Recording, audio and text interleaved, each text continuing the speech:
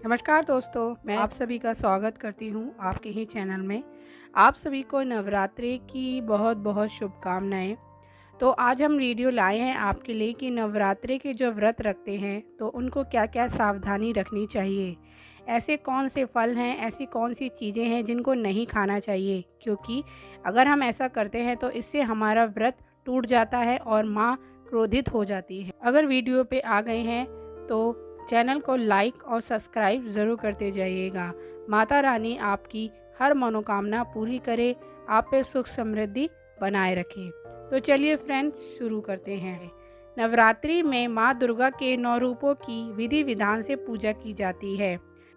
साल भर में कुल 4 नवरात्रि आती है, जिसमें चैत्र और शरदीय नवरात्रि का महत्व काफ़ी ज़्यादा होता है। माना जाता है कि नवरात्रि में माता की पूजा अर्चना करने से देवी माँ की खास कृपा होती है। माँ दुर्गा की सवारी वैसे तो शेर है, लेकिन जब वह धरती पर आती है तो उसकी सवारी बदल जाती है। नवरात्रि में कई महिलाएं और पुरुष 9 दिन का उपवास रखते हैं। कई लोग निर्जला उपवास रखते हैं और कुछ लोग ऐसे होते हैं जो उपवास के दौरान सिर्फ पानी पीकर रहते हैं। वहीं हम में से कई लोग उपवास के दौरान एक टाइम फलाहार खाते हैं। अगर आप फलाहार वाला उपवास रख रहे हैं तो उपवास के दौरान किस तरह की चीज़ें खाई जाती हैं और किस तरह की नहीं, इन बारे में अच्छे से जानना बहुत ज़्यादा ज़रूरी है ताकि आपका उपवास सफल हो सके। तो आइए जानते हैं उपवास के दौरान क्या खाएं और क्या ना खाएं। नवरात्रि व्रत में क्या खा सकते हैं? सिंगाड़े का आटा, कुट्टू का आटा, राजगिरी का आटा, समा के चावल का आटा, व्रत के चावल। सिंगाड़े का आटा आप सिंगाड़े की पूड़ी, पकौड़ी, पराठे, हलवा चीज़ें बनाकर खा सकते हैं। कुट्टू का आटा, इसमें खिचड़ी, पराठा, पकौड़ी, पूड़ी, हलवा बनाकर आप खा सकते हैं। राजगिरी का आटा पूरी, व्रत का हलवा, व्रत की कड़ी, पराठा, थाली पीठ बनाकर खाया जा सकता है। समा के चावल का इस्तेमाल आप व्रत के उद्यापन, व्रत की इडली, डोसा, पूरी बनाने के लिए कर सकते हैं। व्रत के चावल में पुलाव, खिचड़ी, खीर, दलिया, इडली, डोसा, उपमा या फिर सादा खाना आप बना सकते हैं। तो अब बात करते हैं व्रत में कौन से मसाले हमें खाने चाहिए और कौन से नहीं। जीरा या जीरा पाउडर, काली मिर्च, काली पाउडर, सेंधा नमक, हरी इलायची, लौंग, दालचीनी, जायफल, सूखे अनाज के बीज, अदरक, हरी मिर्च, नींबू, अजवाइन, हरा धनिया, पुदीना, हरी करी पत्ता, इन चीज़ों का यूज़ आप कर सकते हैं।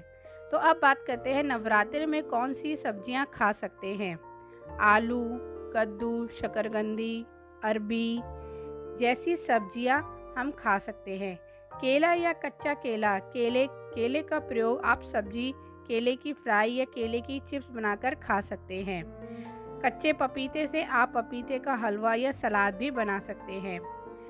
उपवास में आप साबूदाना, मखाना भी खा सकते हैं। उपवास के दौरान साबूदाना कई लोगों का पसंदीदा आहार होता है। आप साबूदाने की खिचड़ी, साबूदाना बड़ा, थाली पीठ, पकोड़ा, लड्डू, टिक्की, भेल और इत्यादि चीज़ें बनाकर खा सकते हैं। तो अब बात करते हैं नवरात्रि में क्या नहीं खा सकते। प्याज और लहसुन से सख्त परहेज किया जाता है। कई दाल और फलियां बिल्कुल भी नहीं खाई जाती हैं। व्रत में साधारण नमक का इस्तेमाल नहीं होता है। हल्दी, हींग, सरसों, मेथी दाना, गरम मसाला और धनिया पाउडर जैसे मसालों का इस्तेमाल भी नहीं किया जाता है। इस पवित्र मौके पर शराब, मांसाहारी भोजन, अंडे, धूम्रपान का भी सख्त मनाही होती है। सूरजमुखी के तेल जैसे बीजों से बने किसी भी तेल का उपयोग नहीं करना चाहिए। नवरात्रि के व्रत में इन आटों का भी इस्तेमाल नहीं करना चाहिए, जैसे कि चावल का आटा, गेहूं का आटा, मैदा, सूजी या चना या बेसन आदि का उपयोग भी नहीं करना चाहिए। व्रत में खट्टी चीज़ें जैसे कि खट्टे फल जो होते हैं, खट्टी सब्जियां जो होती हैं, उनका भी इस्तेमाल नहीं करना चाहिए। जैसे कि टमाटर, अक्सर सभी लोग टमाटर को एक फल की तरह मानते हैं और व्रत में इसे फलाहारी के तौर पर खाते हैं, लेकिन इसका सेवन भी वर्जित माना गया है। दरअसल टमाटर एक खट्टी सब्जी है, ऐसे में इसे फलाहार में शामिल नहीं करना चाहिए। और कुछ खट्टे फल होते हैं जिनको हमें नहीं खाने चाहिए, जैसे कि अनानास, चीकू, कीवी जैसे खट्टे फल हमें बिल्कुल भी इस व्रत में नहीं खाने चाहिए। अगर हम इन फलों का सेवन करते हैं तो हमारा जो व्रत है वो टूट जाता है। तो कई लोगों को इन चीज़ों के बारे में नहीं पता होता है, तो वो सावधान रहे, इन फलों का बिल्कुल भी यूज़ नहीं करें। आप व्रत में केला, सेब, पपीता जैसे फल को खा सकते हैं। नवरात्रि के व्रत में रखें इन बातों का ध्यान। शरीर को हाइड्रेट रखने के लिए खूब सारा पानी पीते रहना चाहिए। नारियल पानी हो या छाछ हो जैसे तरीले पदार्थ का ज़्यादा से ज़्यादा प्रयोग करना चाहिए, ताकि हमारा शरीर हाइड्रेट रहने में हमें मदद कर सके। तो दोस्तों, आज हमने आपसे ये बात बताई कि माता रानी के अगर व्रत रखते हैं तो कौन सी चीज़ों का हमें परहेज करना चाहिए और कौन सी चीज़ें हैं जो हम खा सकते हैं, क्योंकि बहुत लोगों को इन चीज़ों का पता नहीं होता है, जिसकी वजह से उनका व्रत टूट जाता है। तो उम्मीद है आपको ये हमारी जानकारी भरी वाली वीडियो पसंद आई तो हमारे चैनल को लाइक और सब्सक्राइब ज़रूर करते जाइएगा।